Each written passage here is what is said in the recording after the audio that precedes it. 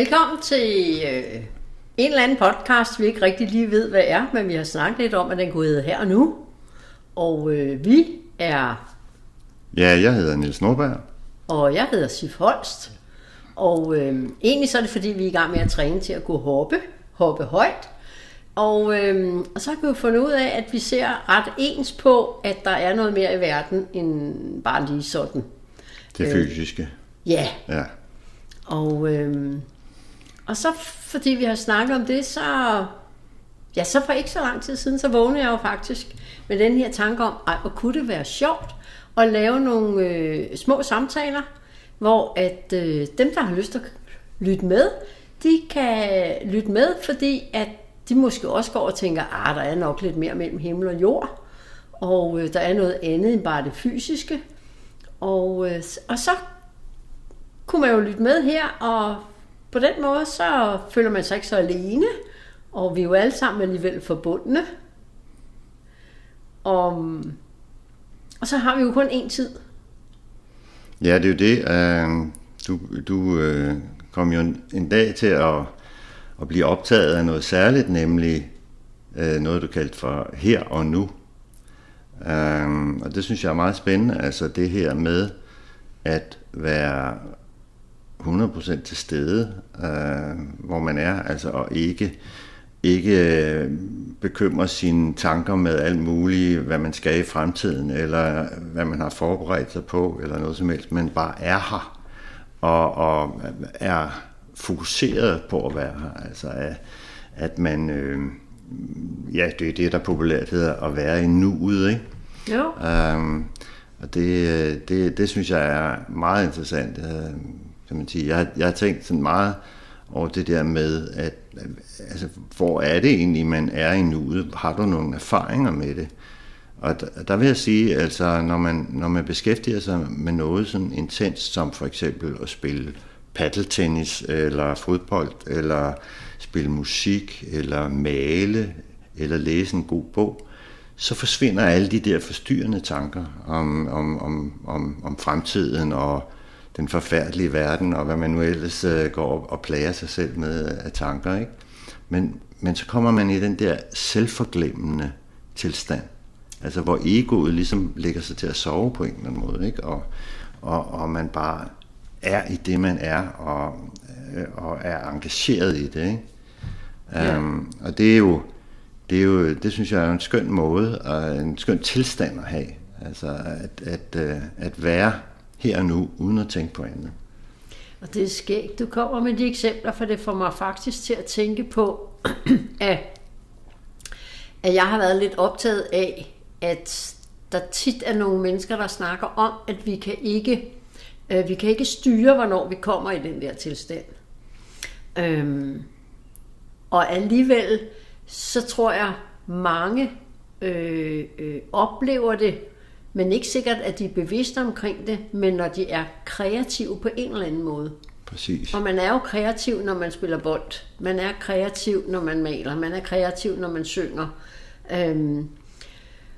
Så på en eller anden måde, så har vi jo på den måde nogle fysiske redskaber, vi kan ty til, og så kan vi jo så ellers bare være med det, der er.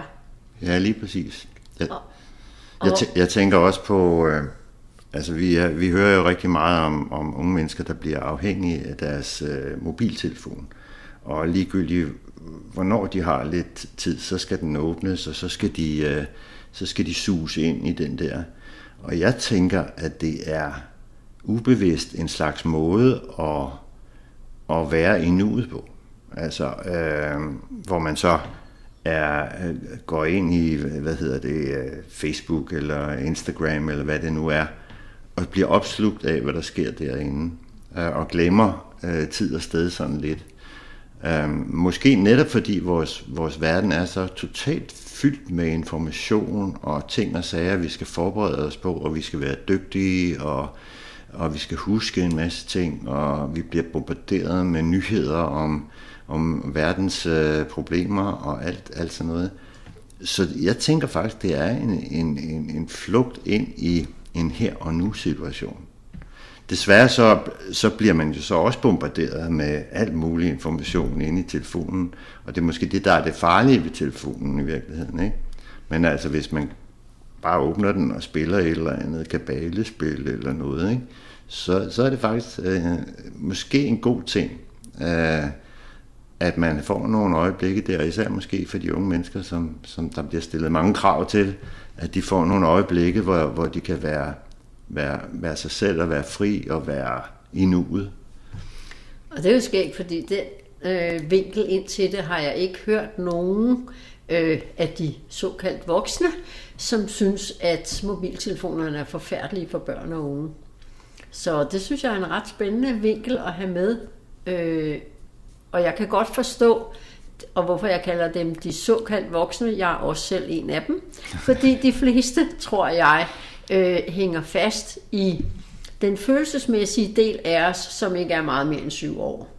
Ja. Fordi at vi i vores kultur jo ikke har træningen til at kan være bevidste voksne, der kan styre vores følelser.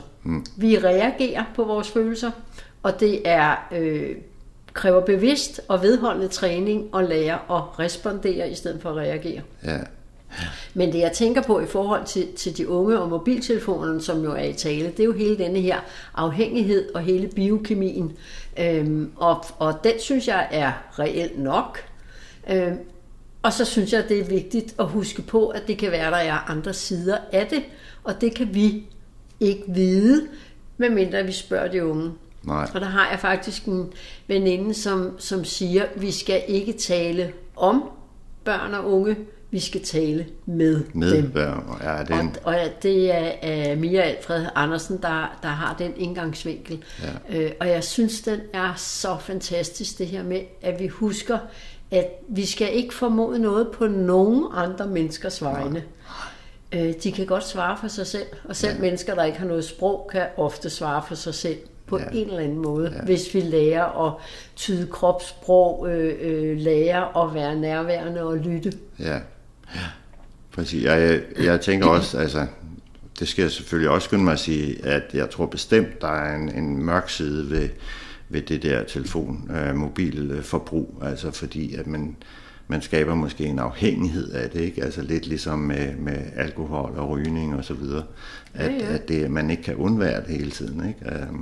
Men og så tror jeg også, for de unge mennesker, så har det, der hvor det afviger fra det her med nuet, det er, hvor det gælder om at udstille sig selv som værende dygtig eller smuk, eller et eller andet, ikke? Altså, og der er det jo så igen egoet, det 7-årige ego, der tager over, ikke? Altså frem for bare at være. Altså hvis man er i den der væringstilstand, så er man hverken 7 eller 80, altså så er man bare uden at tænke så meget over det. Ja, og der er jo også, når man bare er, og det er jo lidt skægt at sige bare, fordi det er måske egentlig den tilstand, som er den tilstand, vi er født ind i. Så har vi så bare kulturelt en masse ting, som får os væk fra det. Præcis. Og jeg, nu har den siddet og banket på hele tiden. Jeg har faktisk et nytårsforsæt, som startede for en 5-7 år siden, som hedder, at når jeg får den samme tanke 2 gange, så skal jeg finde ud af at handle på den. Ja. Og det kan være, at jeg skal tage beslutning af, at jeg skal ikke handle videre. Men når jeg er bevidst om at tage beslutning af, at det skal du ikke gøre noget ved nu, så giver jeg slip, og så er der bare sået et frø, og det andet er, at det kan også være, at jeg skal gå videre med den, og det jeg skal gå videre med, det er faktisk det her og nu, vi lige indledt med, fordi at jeg kommer til at tænke på Huxleys bog, der hedder Ø, hvor at de har opdraget, det er sådan et isoleret samfund, hvor de har opdraget papegøjerne til at sidde og sige her og nu. Ja. Så befolkningen hele tiden husker på, at der er kun én tid. Ja. Ja. Og det er jo sammen med den tid, er jo der, hvor vi er autentiske. Ja, præcis. Og når vi er vores ego, så er vi ikke særlig autentiske, så er det alt sammen tillært. Og så er det der, hvor vi gerne vil kontrollere tingene. Ja. Det er i hvert fald det, jeg har måttet aflære, og faktisk også acceptere, at jeg måske faktisk havde et meget større ego, end jeg var klar over. Ja. Men det hjælper at blive opmærksom på det, fordi så til en start kan jeg jo i hvert fald så grine af det, og så kan jeg jo finde ud af, okay, hvem er det så jeg er? Ja. Og der tror jeg faktisk på, at jeg er en bevidsthed. Ja. Og jeg er en del af den store bevidsthed, som vi alle sammen, og det var det, vi snakkede lidt med at være forbundne. Ja. Altså, at vi alle sammen er forbundne i den store bevidsthed, og vi er hver især en del af den der bevidsthed. Og det er den samme bevidsthed, vi er forbundet til. Ikke? Vi har bare sådan nogle filtre, så vi ligesom oplever, at vi har hver vores bevidsthed. Ja. Men det er bare sådan et filter, en kunstig adskillelse, kan man sige, ikke? I forhold til den universelle bevidsthed, om man kunne kalde det, ikke? Ja. Men jeg tænker nogle gange også på, nu er jeg jo født ud af en præstefamilie, så jeg har jo hørt meget om de her Jesus-citater. Ja. Og der er et, der lige kommer ind i min hjerne, det er, at Jesus engang sagde, for at man kan komme ind i Guds rige, skal man blive som barn på ny. Ja. Og det har jo ikke noget med et eller andet sted at være, det har noget at gøre med at ligesom være den her bevidsthed, tror jeg. Ja. Og der er det typiske ved børn, især små børn, at de er væren. De er fuldstændig i nuet, og de kan godt blive sure, men 30 sekunder senere, så har de glemt, at de var sure, ikke? Altså, de er stadigvæk i nuet, ikke? Så børn er nogle gode eksempler, nogle gode forbilleder for os, altså i forhold til, tror jeg, at skal være i nuet, og skal være til stede, skal være opmærksomme her og nu. Ja, og jeg tror, det der med at blive som børn igen, betyder jo ikke, at vi skal blive ubevidste. For mig, altså, jeg må da indrømme, jeg er meget mere barn og legende, og samtidig bliver jeg jo ikke mindre bevidst af, at jeg mere er med det, der er. Det synes jeg er hammerspændende. Ja.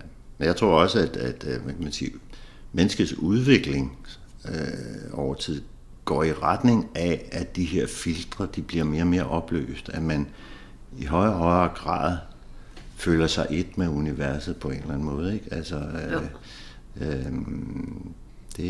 det tænker jeg. Jeg tænker, der er en udvikling hen imod det.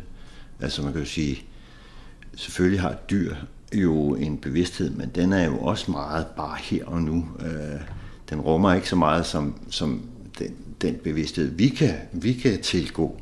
Vi kan heller ikke tilgå hele bevidstheden, men det er som om, at vi kan tilgå mere og mere af den efterhånden, som det har historien jo ligesom også vist.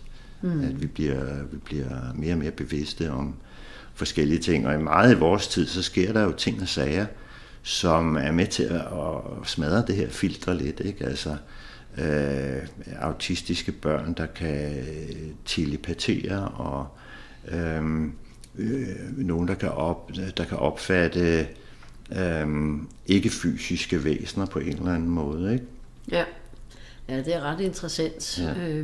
Det henledte jo min opmærksomhed på, så der blev jeg ret tænkt, jeg må lige ind på YouTube og prøve at høre det her om telepati, og børn, der kan telepatere. Det er jo vildt med at høre sådan en mor fortælle om, at det er fuldstændig meget hvilke tanker hun tænker.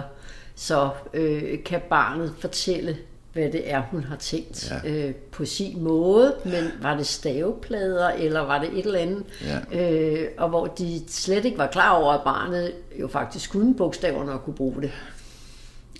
Det synes jeg er hammerspændende. Og man kan jo også se, at de her børn, de udstiller måske en fremtidens måde at være på i virkeligheden, at det er noget, vi alle sammen kommer til at kunne på et tidspunkt, hvor vi, man kan sige, tør at udstille vores tanker, ikke? Fordi lige nu har vi det jo heldigvis sådan, at tanker, dem kan vi få lov at tænke sådan introvert, uden der er nogen, der præcis behøver at høre dem, ikke? Ja. Men det er måske også noget, der skifter i fremtiden en gang. Ja. Hvem ved? Ja, det er jo ikke til at vide. Nej.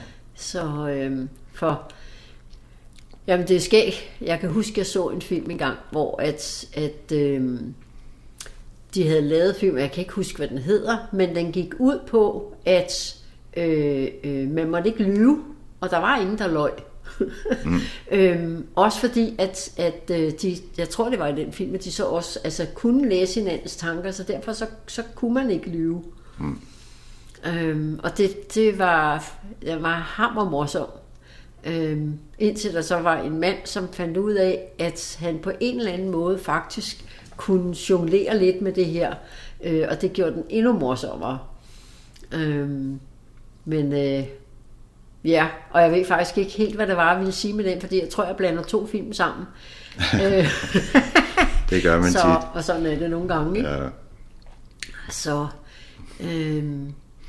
Nej, men altså, jeg har jo også sådan et idol, kan man sige, omkring det her, vi har talt om med at være i nuet.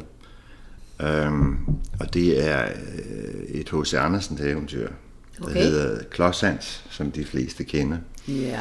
Og altså Klods Hans er mit store idol faktisk. Man kan sige, han tager jo hjemmefra på en rejse. Han skal jo op på slottet og fri til prinsessen. Altså i dag ville man måske kalde det, at han skulle til jobsamtale. Men det tænker han ikke så meget over. Han er meget fokuseret på sin rejse, og pludselig finder han så en død krage, som han tænker, nå, den ser da fin ud, lad mig tage den med. Og så finder han noget dejligt blødt og lækkert mudder, som han også tager i lommen, og det tager jeg også med. Og så kommer han så op på slottet, ikke? Og hans 2 brødre, de har jo været der før ham, og de har brugt hele deres rejse. De har slet ikke sanset noget på deres ridetur hjemmefra op til slottet, fordi de har brugt hele tiden på at tænke, hvad er det nu, jeg skal sige, og hvad skal jeg starte med, og skal jeg fortælle om min fortid og min fremtidsønsker, og alt sådan noget tænker de på. De er slet ikke til stede endnu, de tænker fortid og fremtid, især fremtid, hvad er det, jeg skal sige, ikke? Ja. Og når de så kommer op og ind til jobsamtalen, så stiller prinsessen dem et spørgsmål, og så tænker de, hvad var det nu, jeg tænkte på? Og så begynder de at tænke fortid, ikke? Hvad var det nu, jeg skulle sige, og bøger, og inden de når for tænkt færdigt, så siger hun, du er ikke væk. Men så kommer Klods Hans ind, og han er jo frimodig og siger, jeg kan ikke lige huske præcis, hvad han siger, men det, der er karakteristisk også for at være i nuet, det er jo, at man værdisætter ikke andre mennesker, altså jeg er lavere end den her prinsesse, eller jeg er højere end den der bille, der kravler der. Nej, alle og alt har samme værdi. Der er ingen, der er over eller under. Ingen gang Gud er over. Universet er ikke over. Alt er lige. Så han siger jo du til hende og taler bare som til et andet menneske, ikke? Og hun stiller ham nogle skæve spørgsmål, hvad man jo ofte får til en jobsamtale. Og han svarer bare, ikke? Og da hun begynder at snakke lidt om at spise noget mad, så siger han, jeg har jo en krage her, måske kunne vi stege den og lave et måltid mad og sådan noget der, ikke? Og det ender selvfølgelig med, at han får jobbet som fremtidig konge der, ikke? Ja. Så altså, man kan sige, det viser lidt om den ideelle måde at leve sit liv på, ikke? Ja, og det kan jo et eller andet, når vi beslutter. Jeg tror, det at jeg kom til at tænke her og nu for nogle uger siden, er jo fordi, jeg er gået i gang med min egen Klods Hans rejse. Fordi jeg er gået i gang med det, der hedder nærværsprocessen. Og det er en proces, som er udviklet af en mand, der hedder Michael Brown. Og fordi at han oplever at have så mange smerter, så at han ikke kan holde ud at være i det, og lægen siger til ham, jamen vi kan ikke medicinere dig, vi kan ikke fjerne smerterne fra dig, og sygdommen er kronisk. Og så tænker Michael Brown, okay, så må jeg jo noget andet end det etablerede system. Så han bliver blandt andet firekeeper, som er sådan en, som sørger for at levere sten til svedhytter og noget. Men han opsøger en masse oprindelige folk, og får lært en masse af mennesker, som er uden for det etablerede system i sygdomsbekæmpelse. Og han finder ud af, at når han er til stede i nuet, så har han ikke nogen smerter. Så han er smertefri, og han lever stadig, og man kan gå på YouTube og skrive Michael Brown, og det er B-R-O-W-N. Og jeg stødte på bogen i 2009, og selve processen er sat til, at man skal følge den i 10 uger, og det kunne jeg slet ikke overskue på det tidspunkt. Så jeg besluttede, okay, alt det der, at der er mere i verden end lige det fysiske, det har jeg jo lært helt tilbage fra 89, hvor jeg stødte på det første gang. Og jeg tager 10 dage. Og det der jo så sker, det er, at jeg har faktisk siden 2009 glemt alt om det. Jeg har godt nok vidst det der, men hvad var det egentlig, jeg gjorde? Hvad var det, han bad mig om? Og selve visdommen i det er vokset med de ting, som jeg ellers har gjort. Men bogen talte til mig.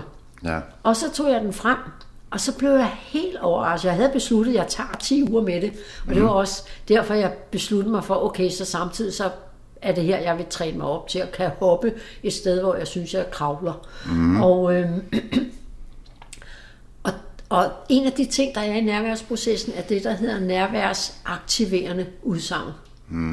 Og det er jo vildt ved at have en lille sætning, som jeg beslutter mig for om morgenen, når jeg vågner, hvis jeg griber mig selv i at være i gang med nogle tanker, som jeg faktisk ikke behøver at tænke, så siger jeg mit nærværsaktiverende udsagn. Så jeg ved, hvad jeg skal tænke. Ja. Alle de tidspunkter i løbet af dagen, som i stedet for at tænke på fortiden, og i stedet for at bekymre mig om fremtiden. For der er jo ikke noget problem i at vil lave nogle planer, eller gøre noget andet i forhold til fremtiden, men jeg skal ikke bekymre mig om det. Jeg kan være nysgerrig på den, men jeg skal ikke bekymre mig om det. Og så vågner jeg jo så en morgen med det her og nu. Nå ja, forresten, det ved jeg jo egentlig noget om, og hvor er det sjovt. Og det hænger jo egentlig sammen med noget af det, Niels og jeg vi går og snakker om. Så nu siger jeg det til Niels i dag. Og så skete det jo, at jeg sagde det til dig, da jeg kom over. Og det var jo ikke, fordi jeg så havde skrevet det ned og skulle huske, og det skal jeg sige og sådan. Nej, det kom vi så tilfældigvis til at snakke om. Og det er det, jeg faktisk kalder at så nogle frø i nuet. Og så skal jeg ikke bekymre mig om det, fordi der er noget, der er større end mig. Jeg ved ikke, hvad det er. Jeg er blevet præsenteret for det, at nogen kalder det Gud, nogen kalder det universet, nogen kalder det livet med stort L. Jeg kan kalde det lige præcis, hvad jeg vil. men hvis jeg har brug for at sætte navn på det, så kan jeg gøre det. Ja. Det vigtige er at være opmærksom på, at jeg kan så nogle frø i nuet, og så behøver jeg ikke bekymre mig om det. Det vokser, når det skal. Ja. Det synes jeg er vildt. Ja. Og nu sidder vi her og er i gang med en podcast. Ja, og apropos det der med ligesom at have et mantra, der hjælper en til at være i nuet og være til stede. Så jeg kan også huske, jeg nævnte det for dig, altså det meste af tiden, så kommer vi til at sige til os selv, jeg skal, jeg må, jeg bør. Altså noget leve op til forskellige andres krav til en, ikke? Og hvis man kan ændre det mantra til at sige, jeg vil, jeg kan, jeg tør, så har man ligesom taget det hjem til sig selv, ikke? Og det er meget mere i nuet-agtigt at sige, jeg vil, jeg kan, og jeg tør. Ja. Det er her og nu, ikke? Ja. Så det er også en anden. Og du nævnte også den med kalenderen der. Altså, jeg synes, at kalender er faktisk et rigtig godt eksempel på, hvordan vi undgår at skulle tænke på fremtiden hele tiden. Altså, hvordan vi undgår at skulle huske på, hvad var det nu, jeg skulle på fredag? Var der noget møde, og så var der også, og jeg skal også have vasket noget tøj, og så er der alt det der andet, jeg også skal, eller må, eller bør. Men der, altså hvis man er tro mod sin kalender, så hver gang man har en ligesom planlægningsseance, få det ind i kalenderen, og vent med at se på det, til det er nødvendigt at se på det. Ja. Og så frigør det ens tanker fra at skulle tænke fremtid meget i tiden, ikke? Helt sikkert. Det tænker jeg. Og jeg blev faktisk introduceret til den, du siger med, at jeg vil, jeg kan, og jeg tør. Det er, at der er et ord, der hedder gør, der rimer på tør. Ja. Så hvis jeg har fat i noget, hvor jeg har det sådan lidt, kunne jeg finde på at gøre det her? Men er det rigtige at gøre lige nu? Ja. Og ellers så kan jeg jo sige, jamen jeg vil gerne gøre det her, det passer ikke lige nu, så nu sår jeg lige et lille frø, og så må vi se, hvornår det vokser. Ja. Og frø har det jo ligesom små sten i vandet, ikke?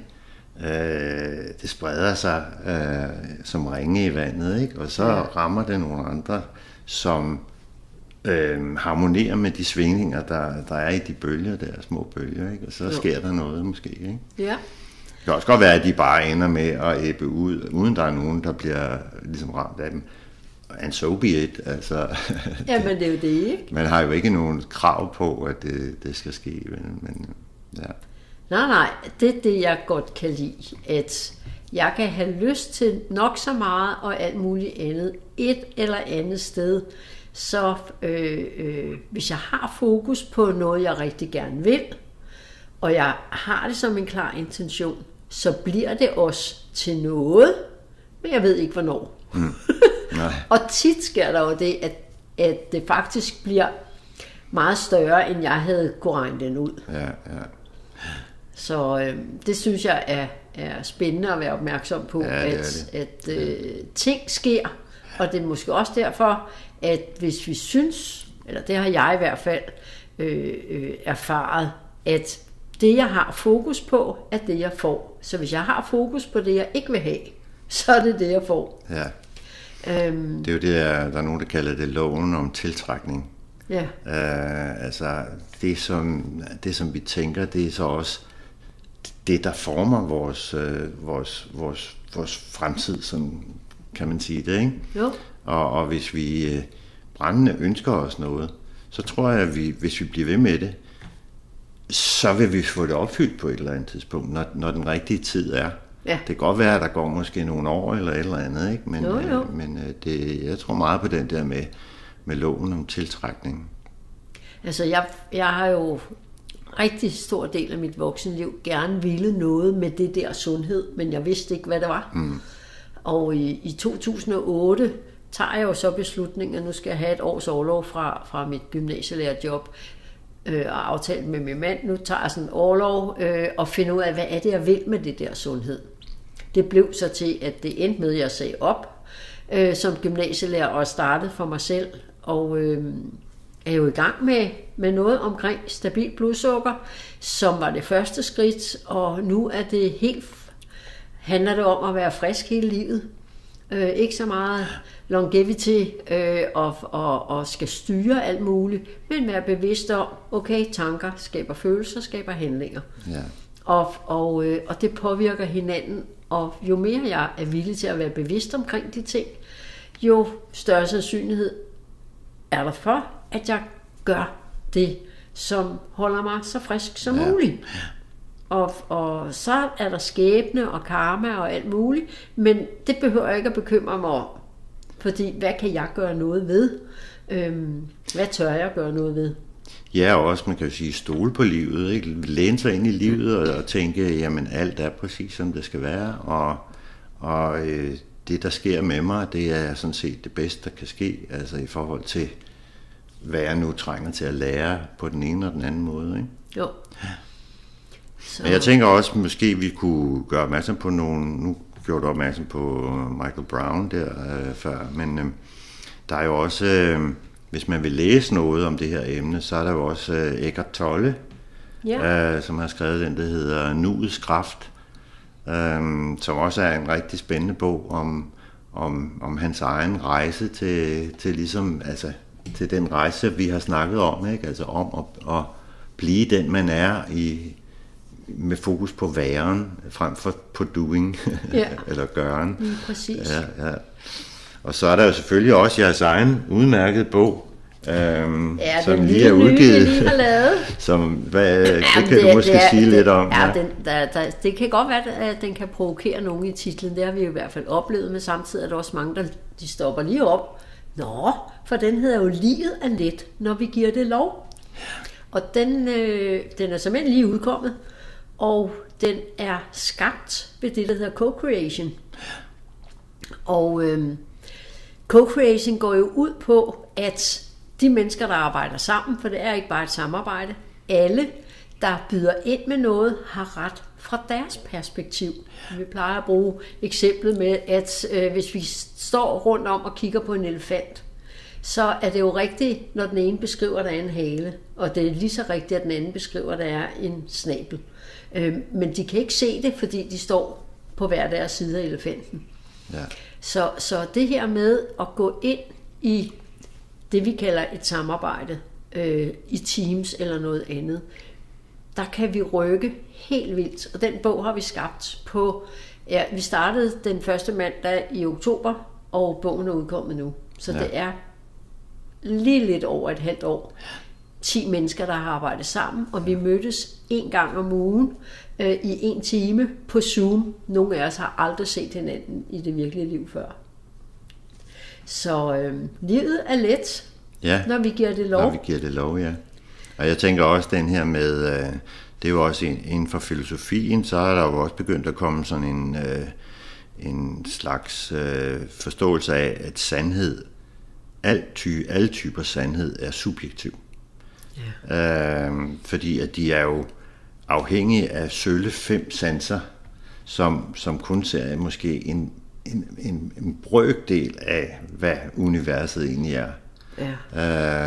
Meget groft endda måske, ikke? Så man har også haft det her billede af, at der er et stort bjerg, det hedder livets bjerg, og så er der nogen, der er på den ene side af bjerget, beskriver bjerget der, det er de religiøse, og så er der nogen på den anden side af bjerget, de beskriver bjerget på en helt anden måde, det er videnskabsmændene, og de har travlt med at sige, at dem, der er om på den anden side af bjerget, eller det er forkert, det de siger, fordi vi kan jo se, at det ser sådan her ud, ikke? Ja. Og det gør de også over for den anden side, ikke? Men det er det samme bjerg, de beskriver, bare set fra 2 forskellige sider, ikke? Og den historie har jeg ikke hørt før. Hvor er den vidunderlig? Ja, det er fordi det er jo, og det er en inkluderende, ikke? Altså,